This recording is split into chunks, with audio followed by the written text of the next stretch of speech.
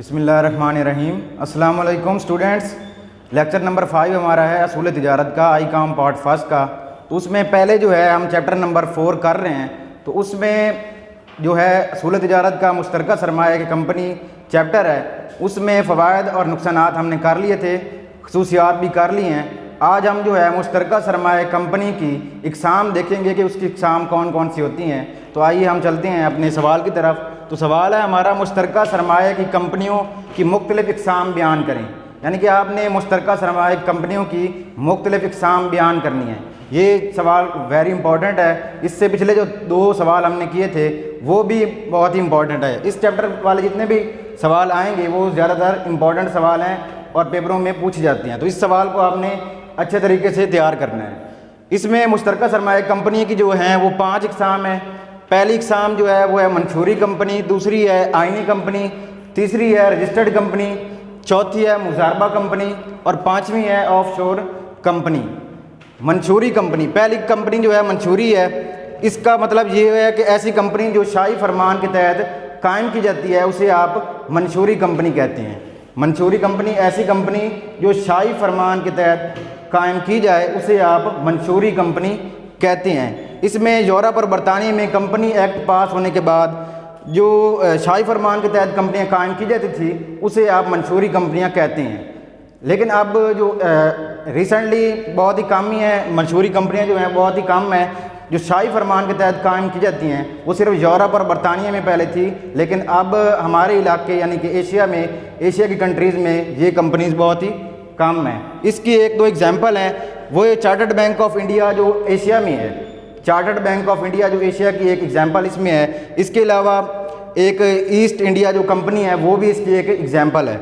इसके अलावा अगर आप और देखें चार्टर्ड बैंक ऑफ इंग्लैंड, वो जो है एग्जांपल कंपनी जो है वो इंग्लैंड की एक कंपनी है, यानी कि ये यूरोप की कंट्रीज़ में पाई जाती है। इसके अलावा और इतनी ख़ास इसमें कोई कंट्रीज़ नहीं है इसमें, यानी कि बहुत ही कम जो है देखने में आती हैं। इसके अलावा जो है ईस्ट इंडिया कंपनी जो है वो 1600 में कायम हुई, जबकि चार्टर्ड बैंक ऑफ इंग्लैंड जो है वो 1604 में कायम हुई। ईस्ट इंडिया कब कायम हुई? 1600, सन 1600। मंशूरी कंपनी की पहली जो किस्म है ईस्ट इंडिया जो है ये 1600 में कायम हुई। उसके बाद जो ईस्ट इंडिया, इसके अलावा जो है वो चार्टर्ड बैंक ऑफ इंग्लैंड वो 1604 को इंग्लैंड में कायम हुई। चार्टर्ड बैंक ऑफ इंग्लैंड 1604 को जो है ये इंग्लैंड में कायम हुई। ये 2 कंपनी जो है एग्जाम्पल जो हैं ये आपने साथ लिखनी है मंशूरी कंपनी की। इसकी डेफिनेशन लिखनी है। ऐसी कंपनी जो शाही फरमान के तहत कायम की जाए उसे आप क्या कहते हैं? मंशूरी कंपनी कहते हैं। ऐसी कंपनी जो शाही फरमान के तहत कायम की जाए, शॉर्ट सी आपने डेफिनेशन लिखनी है और बाकी इसकी आपने एग्जाम्पल लिख देनी है। और उसके बाद इसकी खसूसियात लिखनी है। इसके वसी इख्तियारात होते हैं, यानी कि इसके इख्तियारात जो हैं वो शाही लोगों के पास होते हैं, यानी कि ज़्यादातर जो हैं वो बादशाह जो हैं, हाकिम वक्त या बादशाह जो है उसके पास इख्तियारात होते हैं इस कंपनी के, जबकि आइन के पास इसके इख्तियारात बहुत ही कम होते हैं। इसके अलावा एक आइनी कंपनी है दूसरी, ऐसी कंपनी जो आइन के तहत या जो सेनेट के तहत कायम की जाए उसे आप आइनी कंपनी कहते हैं। इसमें जो एग्जांपल हैं वो बहुत ज़्यादा एग्जांपल हैं। इसमें आप देख लें वापडा, सुई गैस, नॉर्दर्न नादरा, ये सारी जो एग्जांपल हैं पाकिस्तान में ये आइनी कंपनी है, यानी कि आइन के तहत जो हैं वो कायम हुई हैं। तो आइनी कंपनी की आपने एग्जांपल लिखनी है बुक से देख के। कुछ एग्जांपल मैं आपको बता देता हूँ, वो आपने लिखनी है यहाँ। इसमें अगर आप देखें तो वापडा जो है, एक वापडा हो गया पाकिस्तान रेलवे, गैस, सुई नॉर्दर्न गैस, पाइपलाइन और पानी वासा फराहम करने के लिए जो इदारे कायम किए गए हैं, इन सब की हैसियत आइनी कंपनियों की सी है, यानी कि ये सारी कंपनियां जो हैं वो आइनी कंपनियां हैं। इस किस्म की कंपनियां चंद ऐसे खसूसी इख्तियारात रखती हैं कि वो दूसरी कंपनियों से मुनफरिद नज़र आती हैं। यानी कि ऐसी कंपनियां जो एक मखसूस कवानीन के तहत पास की जाएँ या कायम की जाएँ उसे आप आइनी कंपनी कहते हैं। इसकी डेफिनेशन आपने लिखनी है। मजलिस कानून साज से एक मखसूस कानून पास करवा के जो कंपनी कायम की जाती है उसे आप आइनी कंपनी कहते हैं। इसकी एग्जांपल आपने लिखनी है। वापडा हो गया पाकिस्तान रेलवे हो गया, गैस का जो है सुई नॉर्दर्न गैस हो गया, वासा हो गया, ये सारी इसकी क्या है? एग्जांपल हैं आइनी कंपनी की। इसकी खसूसियात कुछ हैं। तश्कील जो है, इसकी तश्कील जो है आइन साज के ज़रिए से की जाती है। इसका इख्तियार मुल्क के आइन साज इदारे को है, यानी कि जो इसका इख्तियारात हैं वो मुल्क के आइन साज इदारे को इसका इख्तियार है। और तहफ़्फ़ुज़ात जो हैं वो हुकूमत के पास होते हैं। इसकी एक खसूसियात ये है कि इसका हुकूमत के पास क्या होता है, तहफ़्फ़ुज़ होता है। हुकूमत चूँकि आइनी कंपनियाँ आइन के तहत तश्कील करती हैं, इसलिए इन्हें हुकूमत की मुकम्मल पोस्ट बनाई और तहफ़्फ़ुज़ हासिल होता है, यानी कि इस कंपनी को मुकम्मल जो है वो हुकूमत की तरफ से क्या होता है, पोस्ट बनाई होती है। इसके अलावा ये पब्लिक मकामात के इस्तेमाल का हक़ रखती हैं। ये कंपनी आम जगहों को इस्तेमाल करने का हक़ रखती हैं। अजारादारी यानी कि मोनोपोली जो है, ऐसी कंपनी को ऐसी अशिया की पैदावार और फ़रोख्त पर मुकम्मल अजारादारी हासिल होती है, यानी कि जो अशिया पर पैदावार और फ़रोख्त पर जो है वो इस कंपनी को क्या होता है, मुकम्मल अजारादारी हासिल होती है, यानी कि उस कंपनी पर वो क्या करती है, मोनोपोली का हक़ रखती है। इख्तिताम जो है, ऐसी कंपनी का खात्मा हुकूमत आइनी तरीके से ही करती है। इस कंपनी का जो खात्मा है वो हुकूमत आइनी तरीके से क्या करता है, इसको ख़त्म करता है, यानी कि जो आइन में पास किया गया है उसके तहत वो क्या करते हैं, इस कंपनी की लिक्विडेशन या इख्तिताम करते हैं। इसके अलावा नुकसान की ज़िम्मेदारी, ऐसी कंपनियों के हिस्सेदार मखसूस शराकत की तरह सिर्फ अपने हिस्से की मालियत तक नुकसान के ज़िम्मेदार होते हैं, यानी कि इनकी ज़िम्मेदारी जो होती है अपने हिस्से की मालियत तक ही होती है। इसे आप महदूद ज़िम्मेदारी ही कह सकते हैं, यानी कि इसकी ज़िम्मेदारी जो है अपने हिस्से की मालियत तक ही होती है। इसकी कुछ आपने खसूसियात लिखनी है और बाकी आपने डेफिनेशन ऊपर लिख के इसकी एग्जांपल लिख देनी है बाकी। इसके अलावा तीसरी किस्म जो है ये वेरी इंपॉर्टेंट किस्म है, इसमें आगे 2 एग्ज़ाम आती हैं। तीसरी किस्म हमारे पास है रजिस्टर्ड कंपनी। ये ऐसी कंपनी होती है जो कानून आर्डिनेंस जो है मुश्तरका सरमाया कंपनी का आर्डिनेंस 1984 के तहत ये कंपनियां कायम की जाती हैं। 1984 के आर्डिनेंस के तहत इन कंपनियों को क्या किया जाता है, कायम किया जाता है। इसकी आगे 2 एग्ज़ाम है, एक है गैर महदूद जिम्मेदारी, दूसरी है महदूद जिम्मेदारी, यानी कि गैर महदूद जिम्मेदारी कंपनी और महदूद जिम्मेदारी, इसकी 2 एग्जाम्पल हैं। आगे इसकी एग्ज़ाम है रजिस्टर्ड कंपनियों की। तो इसमें ये बहुत ज़्यादा मकबूल कंपनियां होती हैं। रजिस्टर्ड कंपनियां जो हैं ये पाकिस्तान और इसके अलावा दूसरे ममालिक में ज़्यादातर रजिस्टर्ड कंपनियां ही कायम होती हैं। जो आइनी और मंशूरी हैं ये बहुत ही कम नज़र आती हैं।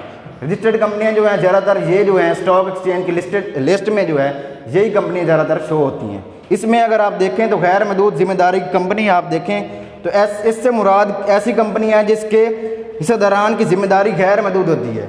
इसमें जो जिम्मेदारी होती है हिस्सेदारान की वो गैर महदूद होती है। और जो है अगर कोई वाजबात या कर्ज़ा देना होता है तो वो अपनी जायदाद को भी बेचकर अपने वाजबात और कर्ज़े को पूरा करना होता है, यानी कि नुकसान की सूरत में जो हिस्सेदारान हैं वो इस कंपनी में वो वाजबात को पूरा करना उनके लिए ज़रूरी होता है। अगर कंपनी को नुकसान होता है तो उनको ज़ाती जायदाद भी फ़रोख्त की जा सकती है। ये कंपनियाँ ये कंपनी जो है कंपनी आर्डिनेंस के दफ़ा 15 जो है कंपनी का आर्डिनेंस जो है 1984 उसका दफ़ा 15 है। 15 का सेक्शन 2 है और उसके आगे सब सेक्शन जो है वो C है। इसके तहत ये गैर महदूद जिम्मेदारी कंपनी जो है वो कायम की जाती है। कंपनी आर्डिनेंस का दफ़ा जो है 1984, उसके आगे दफ़ा जो है 15 है और सब सेक्शन जो है वो 2 है और सब सेक्शन जो है वो C है। इसके तहत गैर महदूद जिम्मेदारी कंपनी क्या की जाती है, कायम की जाती है। ये आपने याद रखना है और साथ लिखना भी है आपने। उसके बाद अगर आप देखें तो इसकी खसूसियात जो हैं ये कंपनी ऑर्डिनेंस के तहत कायम की जाती हैं, यानी कि कंपनी का ऑर्डिनेंस जो है 1984 उसके तहत ये कायम की जाती हैं। इन्हें बाकायदा रजिस्टर्ड करवाया जाता है, यानी कि इनको बाकायदा रजिस्टर्ड करवाया जाता है रजिस्ट्रार के दफ्तर में। उसके बाद इसके हिस्से से मुंतकिल करने पर कोई कानूनी पाबंदी नहीं होती, यानी कि इसके जो हिस्से से हैं वो मुंतकिल करने की कोई कानूनी पाबंदी नहीं होती। इन कंपनी का इंतज़ाम बोर्ड ऑफ डायरेक्टर के ज़िम्मे होता है, यानी कि इन कंपनी का जो इंतज़ाम है वो बोर्ड ऑफ डायरेक्टर के ज़िम्मे होता है। जो बोर्ड ऑफ डायरेक्टर के इंतज़ाम होते हैं जैसे मैनेजिंग डायरेक्टर हो गया, ये सारे इंतज़ाम किन के ज़िम्मे होते हैं, बोर्ड ऑफ डायरेक्टर्स के। इसके बाद कंपनी से अलग होने की सूरत में हिस्सेदार 1 साल तक कंपनी के कर्ज की अदायगी का ज़िम्मेदार होता है, यानी कि कंपनी से अलग होने की सूरत में 1 साल तक कंपनी का कर्ज अदा करना उसके लिए फ़र्ज होता है, यानी कि जिम्मेदारी होती है उसकी। इसके बाद देखिए आप महदूद जिम्मेदारी कंपनी, पहली थी गैर महदूद जिम्मेदारी कंपनी, रजिस्टर्ड कंपनी की पहली किस्म। दूसरी किस्म है महदूद जिम्मेदारी कंपनी, ऐसी कंपनी जिसकी जो जिम्मेदारी है वो हिस्से की मालियत तक ही महदूद होती है, यानी कि जो हिस्से उन्होंने खरीद रखे होते हैं हिस्सेदारों ने उनकी मालियत तक ही क्या होती है, उनकी जिम्मेदारी महदूद होती है। नुकसान होने की सूरत में हिस्सेदार यानी कि सिर्फ अपने हिस्से की रकम तक ही जिम्मेदार होते हैं, यानी कि उनकी जाति जायदाद नहीं बिकती, सिर्फ जो हिस्से उन्होंने खरीदे होते हैं उन तक ही उनकी जिम्मेदारी क्या होती है, महदूद होती है। अगर आप नाम देखें तो पहला नाम था गैर महदूद जिम्मेदारी, यानी कि गैर महदूद यानी कि लामहदूद जिम्मेदारी ज़्यादा है, यानी कि इसमें। दूसरे में जिम्मेदारी कम होती है, यानी कि सिर्फ हिस्से की मालियत तक ही जिम्मेदारी उनकी होती है। इसमें अगर आप देखें तो इसकी भी आगे इकसाम लिखी हुई हैं, तो इसके आगे इकसाम जो हैं, इस कंपनी के बगैर किसी की रुकावट के अपने हिस्से दूसरों को मुंतकिल कर सकती हैं, यानी कि ये जो कंपनियां हैं ये बगैर किसी रुकावट के अपने हिस्से जो हैं दूसरे लोगों को मुंतकिल कर सकते हैं। आगे भी इसकी दो इकसाम हैं, एक प्राइवेट लिमिटेड कंपनी है, एक पब्लिक लिमिटेड कंपनी है। प्राइवेट लिमिटेड कंपनी जो है इसमें कम अज़ कम अफराद की तादाद 2 होती है। महदूद जिम्मेदारी कंपनी की आगे दो इकसाम है, प्राइवेट लिमिटेड कंपनी और public limited company.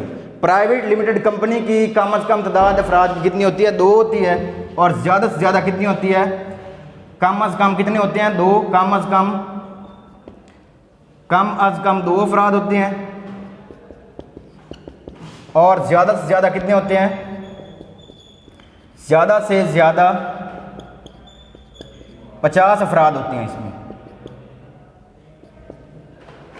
Private limited company में कम अज़ कम 2 अफराद होते हैं और ज़्यादा से ज़्यादा कितने होते हैं, 50 अफराद होते हैं। कम अज़ कम 2 अफराद होना ज़रूरी है इसमें, और ज़्यादा से ज़्यादा जो लिमिट है वो कितनी है, 50 अफराद की इस कंपनी में लिमिट है। इसमें प्राइवेट लिमिटेड कंपनी में साथ PVT का लफ्ज़ लिखा होता है, यानी कि PVT प्राइवेट लिमिटेड कंपनी जो है इनके साथ PVT का लफ्ज़ लाजमी लिखा होता है। ये कंपनियां जो है PVT से ज़ाहिर करती हैं अपने नाम को। इसके अलावा अगर आप देखें तो इसकी भी आगे दो इकसाम है, एक है मल्टी मेंबर कंपनी, एक मल्टी मेंबर कंपनी है, एक सिंगल मेंबर कंपनी है। मल्टी मेंबर कंपनी में कम अज़ कम अफराद 2 ही होते हैं, वही इसमें अफराद होते हैं 2, और ज़्यादा से ज़्यादा 50 होते हैं। जबकि इसमें आम आवाम को इसे ख़रीदने के लिए प्रॉस्पेक्टस या इश्तिहारात के ज़रिए दावत नहीं दी जाती, यानी कि जो पब्लिक लिमिटेड कंपनी होती हैं उसमें जो है प्रॉस्पेक्टस की मदद से आम आवाम को जो है हिस्से खरीदने की दावत दी जाती है। जबकि यहाँ पे जो हिस्से खरीदने की दावत दी जाती है वो प्रॉस्पेक्टस के ज़रिए से नहीं दी जाती, बल्कि इसमें सिर्फ जो अजीज़ व अकारिब जो होते हैं, जो इनके रिश्तेदारान होते हैं, यानी कि जिनके साथ ताल्लुक़ होता है उनका, सिर्फ वो हिस्से जो हैं उन्हीं को जारी करते हैं। प्राइवेट लिमिटेड कंपनी को हिस्से जो हैं वो अपने ताल्लुकदार जो शख्स होते हैं उनको जारी करते हैं, जबकि पब्लिक लिमिटेड कंपनी जो है वो जो है हिस्से अपनी वो आम आवाम तक अपने जो हिस्से हैं उसकी यानी कि प्रॉस्पेक्टस के ज़रिए से, इश्तिहारबाजी के ज़रिए से वो क्या करते हैं, अपने शेयर को शो करते हैं। जबकि प्राइवेट लिमिटेड कंपनी अपने शेयर्स को जो है वो अपने अजीज़ व अकारिब तक ही रखते हैं। इसके अलावा अगर आप देखें मल्टी मेंबर कंपनी की ये पहली किस्म थी, इसमें कुछ खसूसियात हैं वो आपने याद करनी है। इसमें पहली खसूसियात जो है, इस कंपनी के लिए प्रॉस्पेक्टस जारी करना ज़रूरी नहीं होता, यानी कि इस कंपनी में प्रॉस्पेक्टस जारी करना ज़रूरी नहीं होता, यानी कि और कोई दस्तावेज़ जारी करना ज़रूरी है। इसकी बजाय यानी कि कोई और दस्तावेज़ जो है वो जारी करना ज़रूरी होता है। ऐसी कंपनी को अपने नाम के आगे निजी महदूद प्राइवेट लिमिटेड लिखना ज़रूरी होता है। इस कंपनी में जो है वो क्या लिखना ज़रूरी होता है, प्राइवेट या निजी LTD लिखना ज़रूरी होता है। जबकि प्राइवेट लिमिटेड कंपनी में PVT का लफ्ज़ लाजमी होता है, और मल्टी मेंबर कंपनी में प्राइवेट लिमिटेड का लफ्ज़ लिखा होना ज़रूरी है। इसके अलावा अगर आप देखें तो इसकी एक और खसूसियात है, सदाकतनामा तश्कील के साथ ही कंपनियां कारोबार शुरू करती हैं, यानी कि जो तश्कील का सदाकतनामा होता है उसके ज़रिए से कंपनी जो है वो कारोबार को शुरू कर सकती है।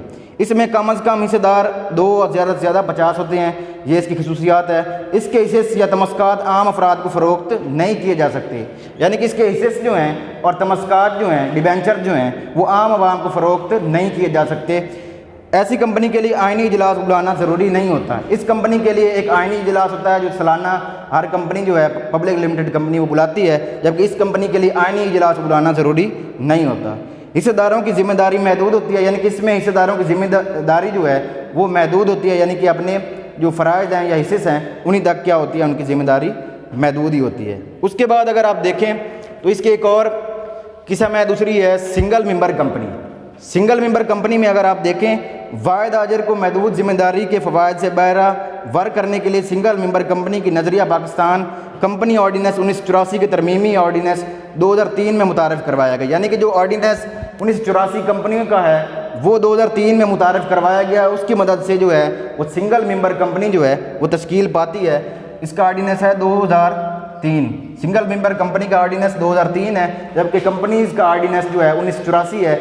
ये इस कंपनी को कायम करने के लिए तरमीम शुदा ऑर्डिनेंस 2003 है। इसकी मदद से क्या करते हैं, ये सिंगल मेंबर कंपनी आप कायम कर सकते हैं। इस कंपनी की सिंगल मेंबर से अलहदा और जुदागाना हैसियत होती है और इस कंपनी का सिंगल मेंबर ही कंपनी का प्रमोटर होता है। जो कंपनी का प्रमोटर होता है, जो कंपनी को प्रमोशन देता है, वो सिंगल मेंबर ही होता है इस कंपनी में। इसकी खसूसियात ये हैं कि ये कंपनी अपने नाम के बाद अल्फाज SMC प्राइवेट लिमिटेड लफ्ज़ लिखती है। यानी कि क्या लिखती है, ये लिखती है अपने साथ SMC PVT का लफ्ज़ लिखती है लाजमी। SMC का क्या मतलब है, single member company, PVT private limited company. ये महदूद जिम्मेदारी की कंपनी की इकसाम है। आगे इसमें 2 इकसाम है, एक प्राइवेट लिमिटेड कंपनी है, एक पब्लिक लिमिटेड कंपनी है। प्राइवेट में 2 इकसाम है, मल्टी मेंबर कंपनी और सिंगल मेंबर कंपनी। उसके बाद अगर आप देखें तो इसकी एक और खसूसियात आप देख लें सिंगल मेंबर कंपनी की।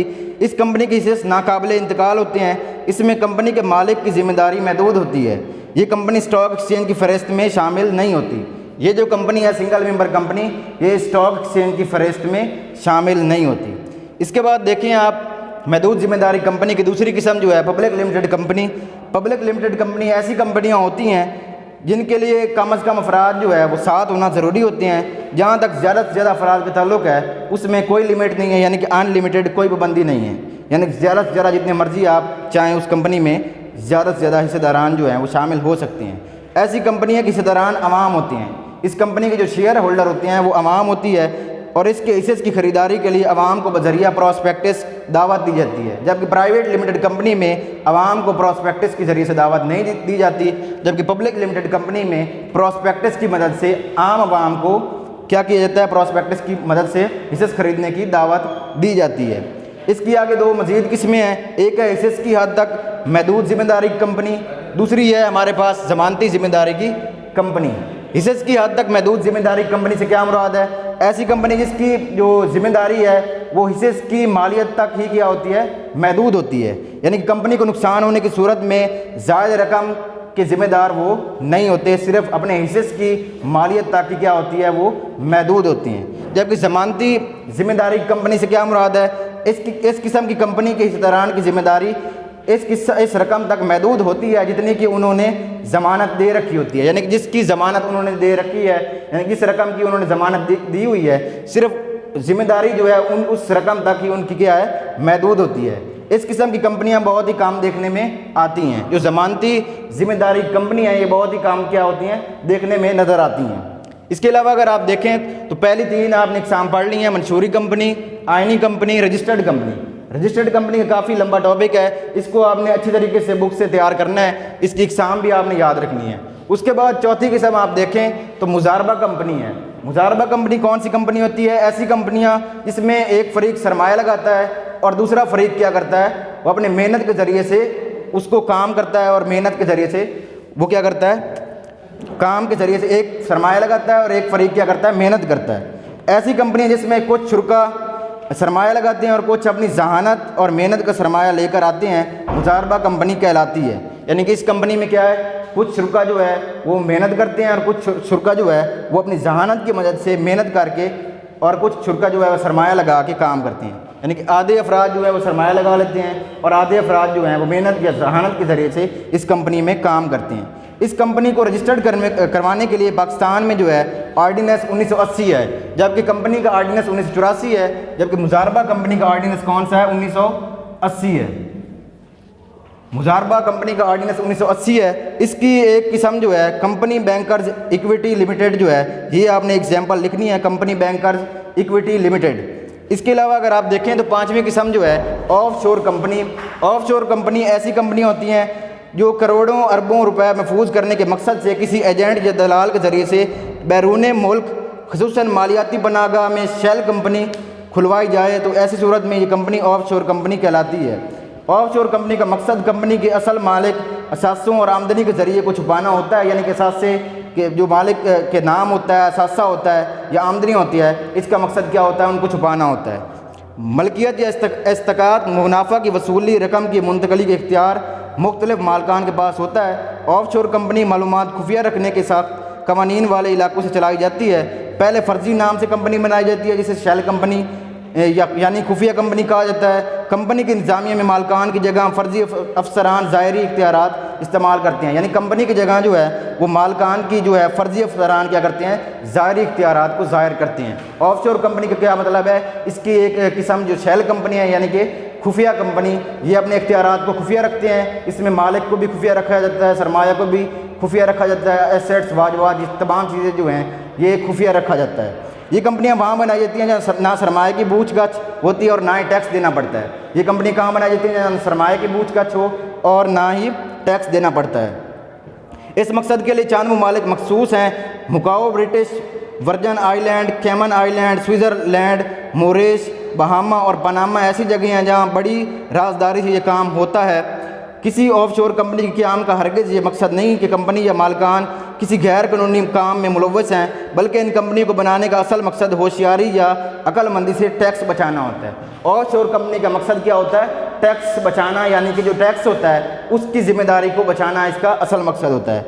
अगर आप देखें तो मगर आजकल जो है ऑफशोर कंपनी का इस्तेमाल अंदरूने और बैरून मुल्क अफराज या कंपनियों से रिश्वत लेने के लिए भी हो रहा है। आजकल जो है वो अंदरूनी और बैरून मुल्क कंपनी से रिश्वत लेने के लिए भी हो रहा है। लोग जो है ऐसी कंपनी के अकाउंट में खुफिया तौर पर अपनी रकूम जमा करा देते हैं। गोया शेल कंपनियां काला धन सफ़ेद करने का एक सहल और सस्ता ज़रिया बन चुकी है। यानी कि जो ये काला धन यानी कि काला धन होता है मनी, ब्लैक मनी, उसको सफ़ेद करने का एक सहल और सस्ता ज़रिया बन चुकी है। यानी कि फ्रॉड वगैरह भी ये कंपनियाँ करती हैं।